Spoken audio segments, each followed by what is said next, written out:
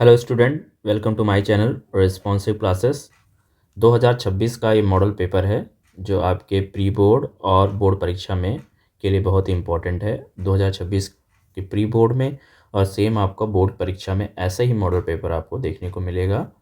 ये आपका paper code है बच्चों, और आपको टाइम मिलेगा 3 आवर्स 15 मिनट। 15 मिनट में आपको सिर्फ अपने पेपर को एनालिसिस करना है, रीड करना है और फिर उसके बाद आपको लिखना स्टार्ट करना है। ठीक है। कुछ जनरल इंस्ट्रक्शंस की बात करें तो the first 15 minutes are allotted to the candidates for reading the question paper. All questions are compulsory and marks are indicated against each question. ठीक है। तो marks are indicated against each question, मतलब कि question के सामने marks लिख रखे हैं कितने मार्क्स का क्वेश्चन है। ठीक है। 15 मिनट में आपको पेपर पढ़ना है एंड सभी प्रश्न को करना अनिवार्य है। तो सबसे पहले हम सेक्शन ए में देखेंगे जो आपका रीडिंग है, कंप्रिहेंशन टाइप का क्वेश्चन है। ठीक है। सेक्शन ए का फर्स्ट क्वेश्चन है, read the following passage carefully and answer the question that follow. ठीक है। 15 नंबर का आपका पैसेज आता है। पैसेज को हम अच्छे से पढ़ेंगे फिर आंसर्स हम करेंगे। ठीक है। Speech is a great blessing but it can also be a great curse. It helps us to make our intentions and desire known to fellows. It can also, if we use it carelessly, make our attitude completely understood. A slip of tongue or the use of an unusual word, an ambitious word, and so on, may create an enemy where we had hoped to win a friend. Again, different classes of people use the different vocabularies, and the ordinary speech of an educated man may strike an uneducated listener as showing pride. Unwillingly, we may use a word which bears to different meaning to our listeners from what it does to men of our own class. Thus, speech is not a gift to use lightly without thought but one which। तो ये पूरा आपका unseen passage है और इसके accordingly हमें कुछ questions के आंसर देने हैं। ठीक है। यहाँ पे थोड़ा सा और लिखा है, डिमांड केयरफुली हैंडलिंग ओनली और fool will express himself alike to all kind and condition of man. ठीक है। तो पहला क्वेश्चन 3 नंबर का है, in what condition does speech become a blessing. In what condition does speech become a. तो बच्चों ऊपर का पैसेज पढ़ करके और समझ करके इन प्रश्नों के उत्तर देना है। जैसा कि आपका पहला प्रश्न ये लिखा हुआ है, in what condition does speech become a blessing, यानी किस कंडीशन में आपकी जो स्पीच है, आपकी जो भाषा है, वो वरदान साबित होती है, वरदान बन जाती है, ब्लेसिंग। ठीक है। तो ऊपर जो हमने पैराग्राफ पढ़ा है उन्हीं के भावार्थों को लेते हुए हमें अपने आंसर को देना है। तो speech become a blessing when used to thoughtful to clearly communicate intentions. जब हम थॉटफुल क्लियर कम्युनिकेशन करते हैं, desires and feelings helping build the connection and goodwill, making others understand you as intended rather than causing confusion और conflict। ठीक है। तो ये इसका आंसर हो जाएगा इस प्रश्न के अकॉर्डिंग। ठीक है। बी वाला है, how can speech be great curse, यानी कि हमारी जो भाषा है, स्पीच है, वो अभिशाप कब बन जाती है। तो स्पीच अभिशाप कब बन जाती है, 3 नंबर का ये प्रश्न यहाँ पे पूछा गया है उस अनसीन पैसेज के अकॉर्डिंग जो ऊपर मैंने पढ़ा है।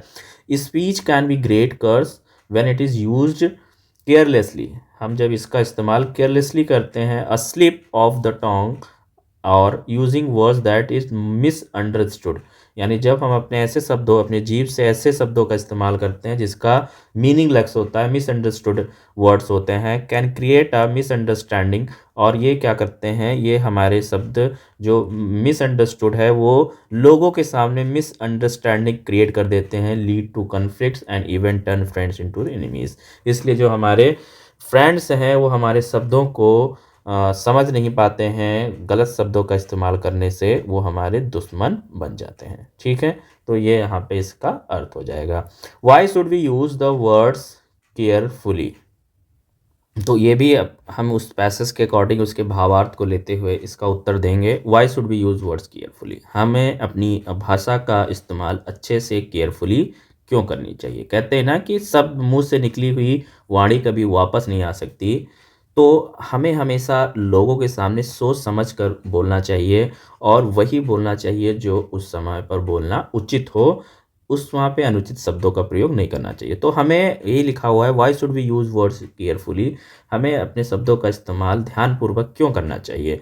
We should use words carefully because, इसके कई सारे कारण हैं। They carry the different meanings for the different people varying across the social classes, and careless use can easily create the enemies instead of friends. Thoughtless speech can reveal negative attitude and unintentionally demanding the careful handling, not light use। ठीक है, तो इसमें यही बताया है कि ऐसे अपने मतलब ये आपको इसका मतलब समझ करके अपना वो आंसर अपने लैंग्वेज में लिखना है। ज़रूरी नहीं कि जो मैं लिख रहा हूँ ये लिखिए, बस समझिए और उसको लिखिए। ठीक है, तो हमें अपने शब्दों का इस्तेमाल अच्छे से करना चाहिए जो एक सोशल इम्पैक्ट बनाता है लोगों के सामने। ठीक है, केयरलेसली अगर हम अपने शब्दों का इस्तेमाल करेंगे तो वो हमारे फ्रेंड के बजाय एनिमीज़ उत्पन्न हो जाएंगे, दुश्मन बन जाएंगे। इसीलिए हमें थॉटफुल स्पीच बोलना चाहिए। अगर हम थॉटफुल स्पीच नहीं बोलेंगे तो क्या होगा, एक निगेटिव एटीट्यूड बनेगा। भाई अगर आपने देखा होगा समाज में, अगर आप अच्छे शब्द नहीं बोलते हैं तो लोग आपके बारे में बोलेंगे, यार ये ऐसे बात करता है, ये इस तरह अब्यूजिंग वर्ड्स का इस्तेमाल करता है, तो आपका इंटेंशन ख़राब होगा, नेगेटिव एटीट्यूड जाएगा। इसीलिए हमें अपने शब्दों का इस्तेमाल केयरफुली करना चाहिए। क्लियर है। फिर यहाँ पे देखेंगे, speech is not a gift, explain it. Speech is not a gift, explain. तो इस लाइन को आपको क्या करना है बच्चों, एक्सप्लेन करना है कि जो स्पीच है, भाषण जो है या भाषा जो है, वो इज़ नॉट अ गिफ्ट, एक उपहार नहीं है। इसको एक्सप्लेन करना है। इसका मतलब क्या है, तो this means speech is not just a simple effortless person present but the powerful tool that require the skill and responsibility. It is a gift with a condition. It demand careful handling, thought, adoption to the audience, or it turns into the curse, making it more than just a passive blessing। ठीक है, यानी कि ये gift कब हो सकती है कि जब हम इसका इस्तेमाल अच्छी जगह पे अच्छे शब्दों का प्रयोग करेंगे, तो यही हमारी स्पीच गिफ्ट बन जाएगी। अदरवाइज ये जो स्पीच है वो क्या बन जाएगा, एक कर्स बनकर रह जाएगा, अभिशाप बनकर रह जाएगा। ठीक है, तो ये इसका मीनिंग है। अब ये जो है इसका भावार्थ समझ करके इसका अर्थ आप अपने शब्दों में लिख सकते हैं। ठीक है, बस आपको लैंग्वेज आपकी ज़रूरी नहीं है, आप जो शब्दों का इस्तेमाल करें लिखने के लिए उसका अर्थ निकलना चाहिए। फिर यहाँ पे देखिए नेक्स्ट क्वेश्चन है, right the opposite for blessing. Blessing का अपोजिंग क्या होगा, तो ब्लेसिंग का मतलब होता है आशीर्वाद, तो इसका अपोजिट हो जाएगा अभिशाप, कर्ष ना, इसका कर्ष हो जाएगा, श्राप या अभिशाप। Explain the underline portion. तो यहाँ पे देखिए अंडरलाइन पोर्शन रहा होगा, यहाँ पे एक्सप्लेन द अंडरलाइन पोर्शन, इसमें लिखा नहीं है तो उसको एक्सप्लेन करना है। ठीक है, पैराग्राफ में अंडरलाइन पोर्शन होगा जिसको एक्सप्लेन करना है, आपको एग्जाम में देखने के लिए मिलेगा। स्लिप ऑफ द टंग। ठीक है, स्लिप ऑफ द टंग को क्या करना है, अंडरलाइन पोर्शन होगा उसको एक्सप्लेन करना है। Refers to the accidentally saying the something that can cause harm and misunderstanding. It highlights how a small mistake in speech can lead to negative outcomes. ठीक है, तो ये इसका आंसर हो जाएगा। What do you mean by the slip of tongue. Slip of tongue का मतलब क्या है, the slip of the tongue is when you accidentally say a word, a phrase that you did not intended to, often revealing your true and feeling or an unintended meaning, like saying I am sorry when you mean I am not sorry at all। ठीक है, तो ये इसका मतलब है। फिर section B में आएंगे बच्चों, तो यहाँ पे राइटिंग है, right an article on any one of the following topic in about. 100 से 150 शब्दों में आपको लिखना है जो भी टॉपिक दिया जाएगा उसके बारे में। तो यहाँ पे 3 ऑप्शन में होगा बच्चों, कोई एक ही आपको अटेंड करना है। जैसे कि यहाँ पे the pleasure of the reading books हमने अटेंड किया है, तो यहाँ पे मैंने इसके बारे में लिखा है, books are often called a person's best friend. Books को व्यक्ति का एक अच्छा दोस्त कहा जाता है। They are a store house of the knowledge and source of the endless Joy.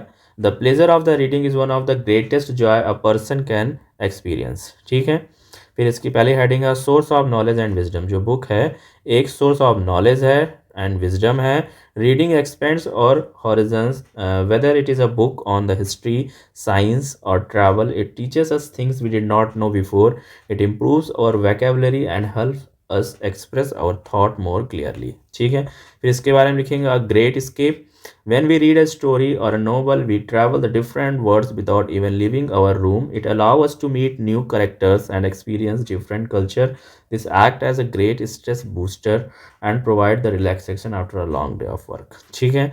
फिर तीसरी हेडिंग में हम लिखेंगे brain exercise. Unlike the watching TV and reading requires focus and imagination. It keeps our mind active and healthy. It improves our memory and helps us to think more creatively. ठीक है। तो unlike watching TV जब हम देखते हैं, ठीक है, and reading requires focus the imagination, it keeps our mind active and healthy.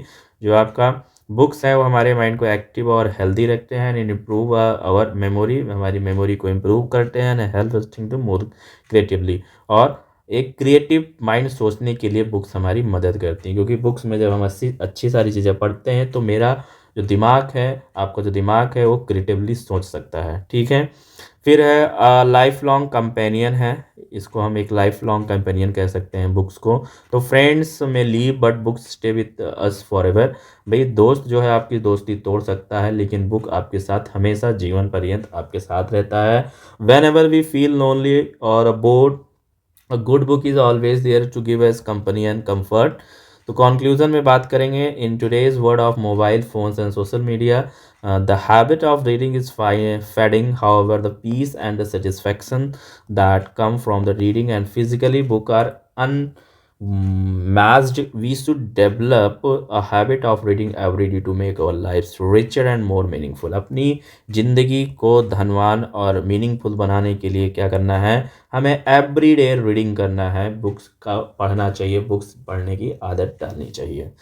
फिर बच्चों आपका आता है तीसरा, write a letter to your cousin and congratulation him on his success in examination. ठीक है। एंड दूसरा इसके साथ ऑप्शन है 10 नंबर का आपका आएगा, write an application to the principal of college requesting for the certificate of date of birth and good character. तो यहाँ पे हम यही लिखेंगे, दूसरा वाला मैंने यहाँ पे लिख रखा है। हेडिंग लिखेंगे यहाँ पे to the principal, name your college, city name और डेट डालेंगे। सब्जेक्ट्स क्या है आपका, application for date of birth and character certificate. ठीक है। करेक्टर सर्टिफिकेट के लेने के संबंध में यहाँ पे हमने लेटर लिखना है। तो रिक्वेस्टेड सर या फिर madam, I am a formal student of your college, I completed my class 12th और BA in the year 2024 under roll number that I am applying. यहाँ अपना रोल नंबर नहीं लिखेंगे बच्चों, यहाँ पे ABCXYZ या 1 2 3 लिख देना। I am applying for a job of higher studies and for that the purpose I urgently need to date of birth certificate and the corrector certificate from the college.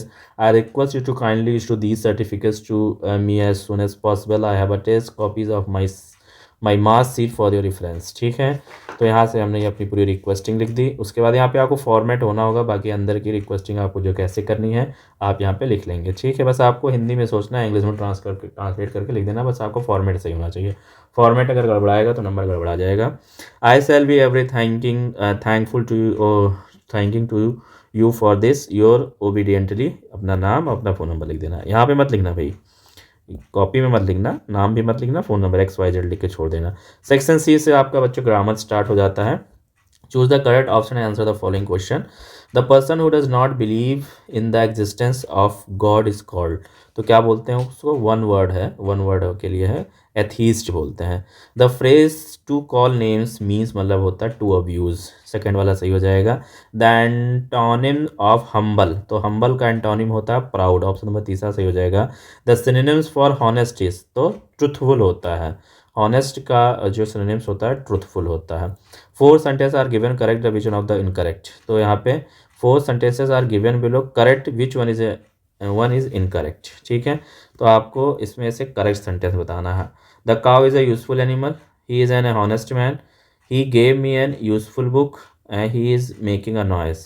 तो इसमें ऑप्शन नंबर तीसरा सही हो जाएगा, he gave me an useful book. ठीक है। Choose any of the following into the indirect speech, तो direct को इनडायरेक्ट में कन्वर्ट करना है। Gulab said I shall pay back the money you land me next week, really I will. तो Gulab sad that, यहाँ पे ये हटाएंगे तो क्या लगाएंगे, सैड दैट लगाएंगे। He would pay back the money I had lent him the following week and assure that I really would. तो ये इसका आंसर हो जाएगा, 2 नंबर का आपका आता है डायरेक्ट एंड इनडायरेक्ट। फिर यहाँ पे देखिए अगला है, long live our leader they said, तो they wish that their leader might live long. ठीक है।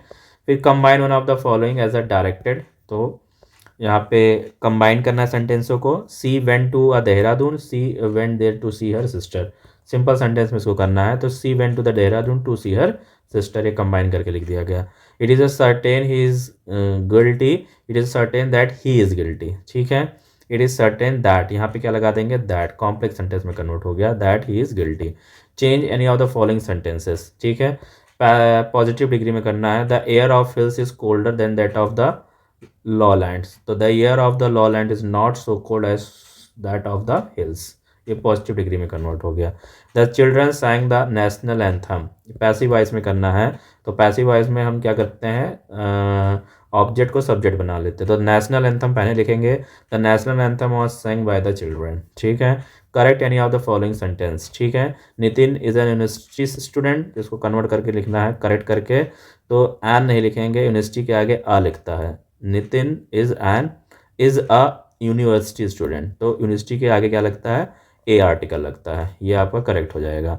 सन rises in east and sets in west, the sun rises in the east and sets in the west, ये इसका correct option हो जाएगा। फिर यहाँ पे बच्चों है ये, use any of the following pairs of words in your own sentence, अपने सेंटेंस में लिखना है।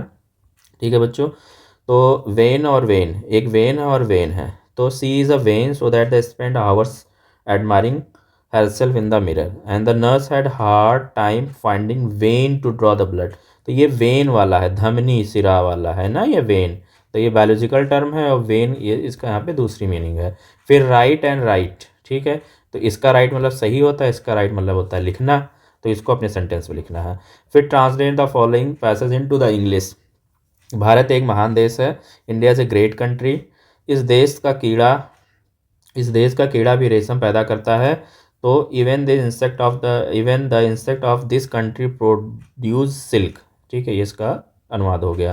फिर यहाँ के अधिकांश लोग गांव में रहते हैं, most of the people here live in the villages, देश की उन्नति गांव की उन्नति पर निर्भर करती है, तो the progress of the country depends on the progress of the villages. फिर यहाँ पे अब देश के अधिकांश गांव आत्मनिर्भर हो गए हैं, now the most of the villages in the country have become the self reliant. फिर यहाँ पे है शिक्षा, स्वास्थ्य तथा यातायात के साधन सुलभ हो गए हैं, and the facilities for the education, health and the transport have become easily available. फिर यहाँ पे छोटे बच्चों को अपने गांव में अच्छी शिक्षा मिल रही है, इसका हो जाएगा small children are getting good education in their own villages. फिर है यहाँ की हवा भी शुद्ध है, तो क्या हो जाएगा, the air here is also pure. फिर है खेतों की हरियाली लोगों को काफ़ी आकर्षित करती है, the greenery of the fields attract people a lot. ठीक है, तमाम लोग लेखकों ने अपने लेखन में ग्राम जीवन की बड़ी सराहना की है, तो many writers have highly praised village life in their writing, तो ये इसका यहाँ पे ट्रांसलेशन हो गया। फिर answer the following question about the 40 words में देना है। What is Saheb looking for in the garbage dumps, तो ये इसका यहाँ पे लिखा आंसर आप लोग पढ़ लीजिएगा। ठीक है, फिर answer one of the following about 100 words, तो यहाँ पे देखिए 100 वर्ड्स में आंसर देना, freedom from fear more the important then the legal justice of the poor, यहाँ पे आंसर लिख रखा है, इसको आप पॉज करके पढ़ लीजिए।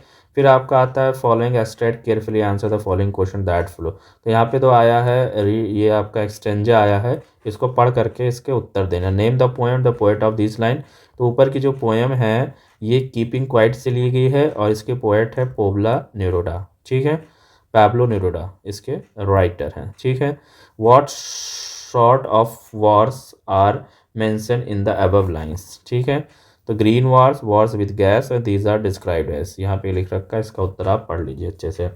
How should the lovers of war behave, ये भी उत्तर यहाँ पे लिख रखा है, आंसर इसका पढ़ लीजिए।